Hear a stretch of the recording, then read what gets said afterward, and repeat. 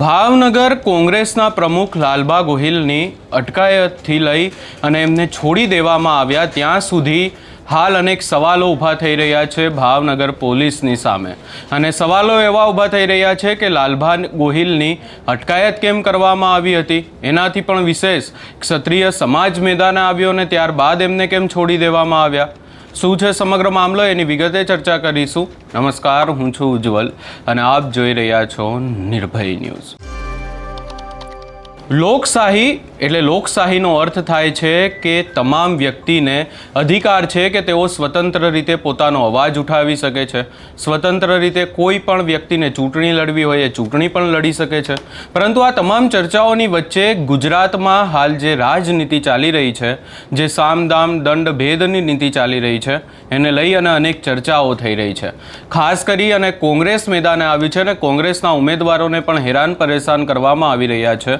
પરંતુ આ તમામ ચર્ચાઓની વચ્ચે આજે વાત કરવી છે ભાવનગર પોલીસની.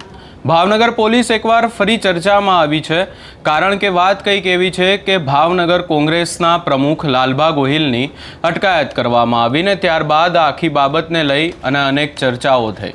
લાલબા ગોહિલની કોંગ્રેસના કાર્યાલય બોર તળાવથી અટકાયત કરવામાં આવી. ત્યારબાદ એમને પોલીસ સ્ટેશન પણ લઈ જવામાં આવ્યા, તેમને પોલીસ સ્ટેશનમાં રાખવામાં આવ્યા. પરંતુ આ તમામ ચર્ચાઓની વચ્ચે ક્ષત્રિય સમાજ મેદાને આવ્યું અને ક્ષત્રિય સમાજે ઉગ્ર વિરોધ કર્યો. ક્ષત્રિય સમાજ મેદાને આવ્યું એટલે સ્વાભાવિક છે કે પછી પોલીસ ઉપર પણ દબાણ બન્યું હોય અને પોલીસે લાલબા ગોહિલને છોડી દેવા પડ્યા. પરંતુ અહીંયા ચર્ચા એ પણ કરવી છે કે જે રાજનીતિ ચાલી રહી છે અને ખાસ કરી અને હવે ક્ષત્રિય સમાજ હોય કે પછી કોંગ્રેસના દિગ્ગજ નેતાઓ, અહીંયા સુધી કે સતીસિંહ ગોહિલે પણ જીતુ વાઘાણી ઉપર આકરા પ્રહારો કર્યા અને આક્ષેપ સીધા જ તમામ જે કોંગ્રેસના ઉમેદવારો હોય, કોંગ્રેસના નેતા હોય કે પછી કોઈ પણ વ્યક્તિ હોય, એમના દ્વારા આક્ષેપ સીધા જ જીતુ વાઘાણી ઉપર કરવામાં આવી રહ્યા છે. કારણ કે ગુજરાતની જો વાત કરીએ તો ગુજરાતમાં અનેક એવા વિસ્તારો છે કે જ્યાં ભાજપ બિનહરીફ થઈ ગઈ છે, આખીને આખી પેનલ તૂટી ગઈ છે અને આખા ગુજરાતમાંથી અનેક એવા કિસ્સાઓ સામે આવ્યા. એ પછી વડોદરા હોય, રાજકોટ હોય, ભરૂચ હોય, કોઈ પણ વિસ્તાર હોય, પરંતુ ત્યાંથી કિસ્સાઓ એવા સામે આવ્યા કે કોંગ્રેસના ઉમેદવારોએ, મોટાભાગના ઉમેદવારોએ પોતાના ફોર્મ પરત ખેંચી લીધા છે. પરંતુ વાત એ પણ કરવી છે કે ભાવનગરમાંથી આવા કોઈ દ્રશ્યો ના આવ્યા.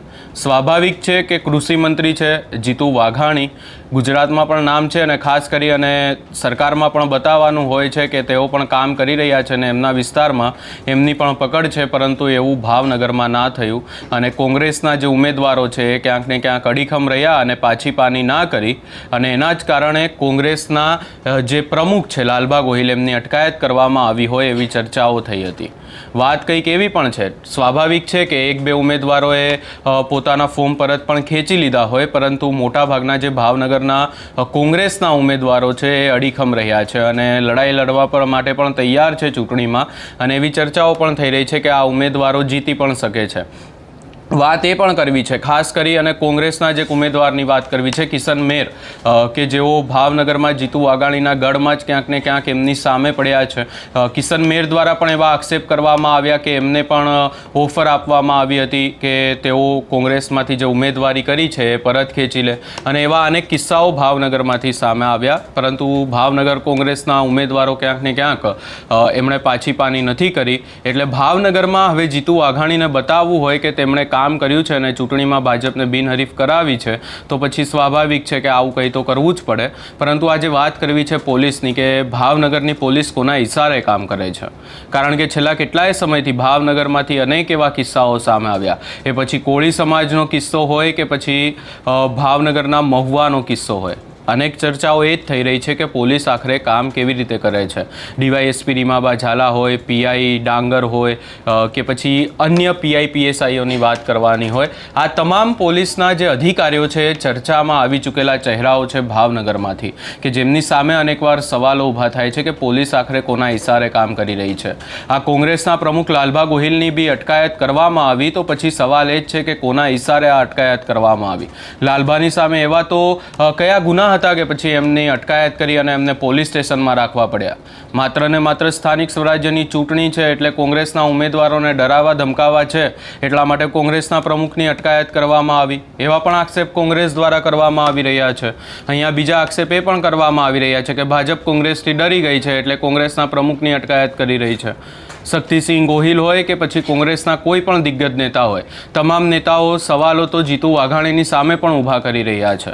આજે આખો કિસ્સો સામે આવ્યો એ ક્યાંક ને ક્યાંક માત્ર કોંગ્રેસના પ્રમુખની અટકાયત નહોતી, પરંતુ લોકશાહી ઉપર પણ અનેક સવાલો ઊભા કરી રહી છે. ભાવનગરમાંથી આજે આખો કિસ્સો સામે આવ્યો અને લાલબા ગોહિલની અટકાયત થઈ, ત્યારબાદ એમને છોડી દેવામાં તો હાલ પૂરતા આવ્યા છે, પરંતુ ક્ષત્રિય સમાજ જે મેદાને આવ્યું અને ક્ષત્રિય સમાજે દબાણ બનાવ્યું એટલા માટે લાલબા ગોહિલને છોડી દેવામાં આવ્યા છે, એવા પણ વાતો અને ચર્ચાઓ અનેક થઈ રહી છે. આજે આખો કિસ્સો સામે આવ્યો, એને લઈ તમારો શું અભિપ્રાય છે અમને કમેન્ટ કરી જરૂર જણાવશો. અને ખાસ કરી અને હાલ જે ગુજરાતમાં રાજનીતિ ચાલી રહી છે, જે સામદામ દંડ ભેદની નીતિ ચાલી રહી છે, એને લઈ તમે શું વિચારો છો એ અમને કમેન્ટ કરી જરૂર જણાવશો. ને અમારી ચેનલ નિર્ભય ન્યૂઝને લાઇક, શેર, સબસ્ક્રાઈબ કરવાનું ભૂલશો નહીં.